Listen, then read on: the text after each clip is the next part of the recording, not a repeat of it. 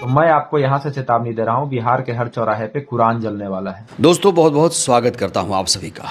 इस समय मनुस्मृति को लेकर पूरे देश में घमासान मचा हुआ है। बिहार की राजधानी पटना में सरेआम मनुस्मृति जलाई गई। जलाने वाले कौन है, क्यों जलाया गया, सारी चीज़ें सामने आ चुकी हैं। लेकिन जो लोग मनुस्मृति दहन का विरोध कर रहे हैं वो लोग अब इस्लाम के खिलाफ जहर उगल रहे हैं। बड़ा सवाल ये खड़ा हो रहा है कि जब मनुस्मृति का दहन किसी मुसलमान ने नहीं किया तो फिर कुरान को जलाने की धमकी क्यों दी जा रही है। दोस्तों सारी बातें आज डिटेल में करेंगे, लेकिन सबसे पहले ये तस्वीर आप देखिए। ये तस्वीर आपको याद है, ये तस्वीर सामने आई है बिहार से।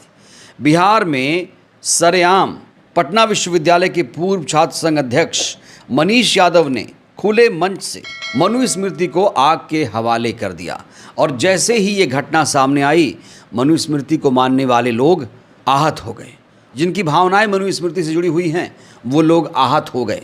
बड़ा सवाल ये खड़ा हो रहा है कि आखिर मनुस्मृति का दहन क्यों किया गया, और जब मनुस्मृति का दहन हिंदू समाज के व्यक्ति ने किया तो फिर इस्लाम को टारगेट क्यों किया जा रहा है, मुसलमान को टारगेट क्यों किया जा रहा है। और बड़ा सवाल ये है, क्या यादव समाज खुद को हिंदू नहीं मानता है? क्या यादव समाज मनुस्मृति नहीं मानता है? क्योंकि यहाँ पर किसी दलित या आदिवासी ने मनुस्मृति का दहन नहीं किया, यादव समाज के एक नेता ने किया। जब यादव समाज के एक नेता ने किया तो फिर इस्लाम को टारगेट क्यों किया जा रहा है, मुसलमानों को क्यों धमकाया जा रहा है, ये बड़ा सवाल है। तो सबसे पहले सुनते हैं कि आखिर मनीष यादव ने मनुस्मृति का दहन क्यों किया, क्या वजह है इसके पीछे, जरा देखिए। लेकिन पटना विश्वविद्यालय देश का वो जेएनयू है जिसने यूजीसी आंदोलन पे पूरे देश में आग लगा दी, और हम आग लगाएंगे। और मैं स्पष्ट कहता हूं कि वो कहा गया, मैं फिर से एक बात कहता हूं और अपनी बातों को खत्म करूंगा। ये देश संविधान से चलेगा, ये देश ये मनुस्मृति से नहीं चलेगा। और इस ऐतिहासिक पटना यूनिवर्सिटी में आज मनुस्मृति का दान होगा, और मैं आप लोग साक्षी बनिएगा। पटना विश्वविद्यालय के इतिहास में हम लोग आज पूरी तरह से मनुस्मृति का दहन करने जा रहे हैं।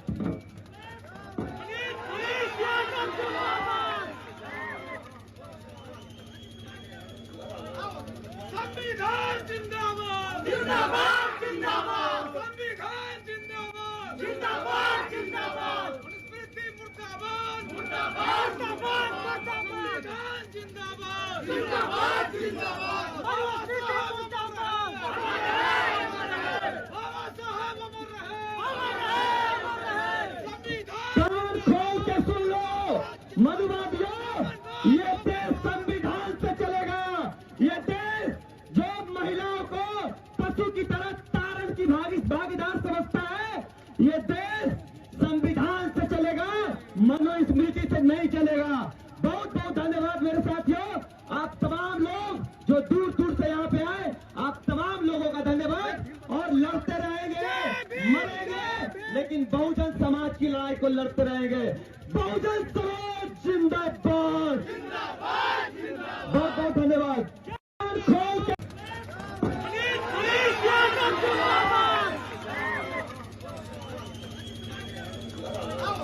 संविधान जिंदाबाद जिंदाबाद जिंदाबाद, संविधान जिंदाबाद जिंदाबाद जिंदाबाद, मनुस्मृति मुर्दाबाद मुर्दाबाद मुर्दाबाद, संविधान जिंदाबाद जिंदाबाद जिंदाबाद,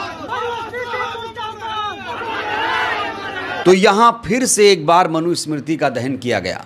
और ये तो आप सभी को पता है कि मनुस्मृति का दहन पहली बार बाबा साहेब के नेतृत्व में शुरू हुआ था। वो बाबा साहेब जिन्होंने बाद में अपना धर्म ही त्याग दिया था, बौद्ध धर्म अपना लिया था, और उसके बाद लगातार उन्होंने मनुस्मृति के खिलाफ लोगों को जागरूक किया। बाबा साहेब कहते हैं कि मनुस्मृति में जातिवाद है, मनुस्मृति में समाज को वर्गों में विभाजित किया गया है, ऊंच नीच का यहाँ पर विभेद पैदा किया गया है, इसीलिए ये किताब सही नहीं है। शायद इसीलिए बाबा साहब ने जब संविधान तैयार किया तो उन्होंने सबको बराबर का दर्जा दिया। संविधान की सबसे बड़ी खासियत ये है कि वो सबको बराबर का अधिकार देती है। लेकिन कुछ जातिवादी लोग आज भी ये सपना देख रहे हैं कि संविधान हटाकर मनुस्मृति का राज कायम कर दिया जाए। कैसे मनुस्मृति का राज कायम हो जाएगा? क्या इस देश में सिर्फ हिंदू रहते हैं? इस देश में कई पंथ, धर्म, जाति के लोग रहते हैं। हमारा देश संविधान से चल रहा है और संविधान कहता है ये देश धर्मनिरपेक्ष राष्ट्र है। लेकिन अब जिस तरीके से मुसलमानों को टारगेट किया जा रहा है, कुरान को टारगेट किया जा रहा है, वो अपने आप में बड़ा सवाल है। इस जातिवादी को देखिए, इस जातिवादी का चेहरा आप लोग पहचान लीजिए। ये जातिवादी कह रहा है कि अगर मनुस्मृति कोई जला रहा है तो फिर उसे बाइबल भी जलाना चाहिए, उसे कुरान भी जलाना चाहिए। जब हिंदू समाज के एक व्यक्ति ने मनुस्मृति का दहन किया तो ये व्यक्ति दूसरे धर्मों पर क्यों टारगेट कर रहा है? ये अपने आप में बड़ा सवाल है। क्या किसी मुसलमान ने मनुस्मृति का दहन किया? जब किसी मुसलमान ने मनुस्मृति का दहन नहीं किया तो ये जातिवादी मुसलमानों को क्यों धमका रहा है, मुसलमानों को क्यों धमकी दे रहा है? ज़रा सुनिए इसकी भाषा। एक बात बताओ भीमटोन, नीलटो और नीले कबूतरों, जब संविधान से देश चलेगा, मनुस्मृति से नहीं चलेगा, तो मुसलमान तुम्हारी बहन का जीजा लगता है क्या? तुम्हारी माँ का भतार लगता है? या ईसाई तुम्हारी बहन का जीजा लगता है और ईसाई तुम्हारे माँ का भतार लगता है? कि अब तक तुमने कुरान को नहीं जलाया, क्या ये देश कुरान चलेगा? क्या ये देश बाइबल चलेगा? जब ये देश सिर्फ संविधान से चलेगा तो सिर्फ मनुस्मृति क्यों जलाती हो? कुरान भी चलाओ, कुरान से नहीं चलेगा। बाइबल जलाओ, बाइबल से भी नहीं चलेगा। नहीं, तुम सिर्फ मनुस्मृति जलाती हो। क्यों? क्योंकि मुसलमान तुम्हारी मम्मी का भतार है, तुम्हारी बहन का जीजा है, तुम्हारी बहन का भतार है, इसीलिए। और अब तक मैं ये राम जी को, महादेव जी को, श्री कृष्ण जी को मानने वाले ये सोच नहीं पाते कि उनके ज़माने में जब मनुस्मृति नहीं जलाई गई, तुम अभी तक कायरों की तरह चुपचाप बैठे क्यों? उठाओ लठ, त्रिशूल उठाओ, तलवार काट के फेंक दो सालों को जो जला रहे हैं मनुस्मृति। चुपचाप अपने घर में हाथ में चूड़ियाँ पहन के क्यों बैठे हो? अगर देश संविधान चलेगा तो कुरान, बाइबल और मनुस्मृति तीनों जलाओ। और नहीं तो अगर कुरान, बाइबल, स्मृति नहीं जला सकते तो मनुस्मृति जलाने का अधिकार तुमको नहीं। तो इस जातिवादी ने कहा कि अगर मनुस्मृति जलाओ तो फिर सारे धर्म की किताबों को जलाओ। इस जातिवादी ने मनुस्मृति नहीं पढ़ी होगी, लेकिन ये मनुस्मृति का कट्टर समर्थक है और ये कह रहा है मनुस्मृति जलाओ तो फिर आपको बाकी धार्मिक किताबों को भी जलाना चाहिए। लेकिन ये जातिवादी तो कुछ भी नहीं है, इससे मिलिए, ये तो इससे 10 गुना आगे चला गया। इसका नाम माधव लाल बताया जा रहा है। माधव लाल तो सरेआम कह रहा है, कैमरे पर कह रहा है कि तुमने मनुस्मृति जलाई और अब हम कुरान जलाएंगे। पैगंबर मोहम्मद पर टिप्पणी कर रहा है। बड़ा सवाल ये है कि मनीष यादव ने अगर मनुस्मृति जलाई तो फिर इसमें मुसलमानों का क्या दोष है? मुसलमानों का क्या दोष है रे जातिवादी माधव लाल? जरा माधव लाल को सुन लेते हैं दोस्तों। वीडियो है, पटना विश्वविद्यालय में मनीष ने पिछले बार भी भगवा झंडे को जलाया था, हम लोगों ने प्रदर्शन किया था, कुछ हुआ नहीं था। इस बार भी उसने पटना विश्वविद्यालय में मनुस्मृति को जलाया है। अब एक बात बिहार पुलिस के अधिकारियों को मैं समझाना चाहता हूं कि 24 घंटे हैं आपके पास, अभी तक तो आपने कोई गिरफ्तारी करी नहीं है, लेकिन 24 घंटे हैं आपके पास। अगर 24 घंटे में आप कोई गिरफ्तारी या किसी ठोस निर्णय पर नहीं पहुंचते हैं तो मैं आपको यहां से चेतावनी दे रहा हूं, बिहार के हर चौराहे पे कुरान जलने वाला है। हम बिहार के हर चौराहे पर कुरान जलाने वाले हैं और उतने से भी संतुष्टि नहीं होगी तो अब रावण नहीं जलेगा, अब मोहम्मद अली और अबू बकर जलेगा।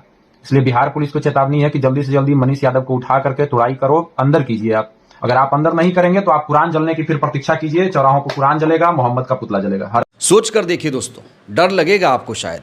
अगर मनीष यादव की जगह किसी मुसलमान ने मनुस्मृति जलाई होती तो उसको अब तक क्या सज़ा मिली होती, ये आप सोच कर अंदाज़ा लगा सकते हैं। अभी इलाहाबाद की एक खबर है जहाँ पर कुछ मुसलमानों ने बिरयानी खाकर हड्डी नदी में बहा दी तो उन लोगों के खिलाफ केस दर्ज हो गया, गिरफ्तारी हो गई। मनुस्मृति जलाएंगे तो फिर तो इस देश में पूरा बवाल मच जाएगा। हालांकि अच्छी बात यह है कि कभी मुसलमानों ने मनुस्मृति नहीं जलाई। तो मनुस्मृति का दहन हिंदू समाज के लोग कर रहे हैं, मुस्लिम समाज के लोग नहीं कर रहे हैं। हालांकि माधव लाल ने जिस तरीके से कुरान को लेकर, इस्लाम को लेकर टिप्पणी की है, अब इसको लेकर मुस्लिम समाज बहुत ज़्यादा नाराज़ है। अख्तरुल ईमान जो कि AIMIM के नेता हैं, बिहार से आते हैं, उन्होंने कहा है कि ऐसे जातिवादी लोगों के खिलाफ सख्त से सख्त कार्रवाई होनी चाहिए, क्योंकि कुरान शरीफ मनुस्मृति में कोई तुलना नहीं है। कुरान शरीफ अलग मामला है, मनुस्मृति अलग मामला है। और मनुस्मृति से वो लोग इत्तेफाक नहीं रखते हैं जो खास तौर से SC ST OBC समाज है, क्योंकि मनुस्मृति में जातिवाद है। जातिवाद की वजह से ही मनुस्मृति का दहन किया जाता है और मनुस्मृति का दहन मुस्लिम ने नहीं किया है। तो फिर इस्लाम को टारगेट करने का क्या औचित्य बनता है, ये अपने आप में बड़ा सवाल है। और सबसे बड़ा सवाल ये है, क्या ये जातिवादी माधव लाल गिरफ्तार होगा?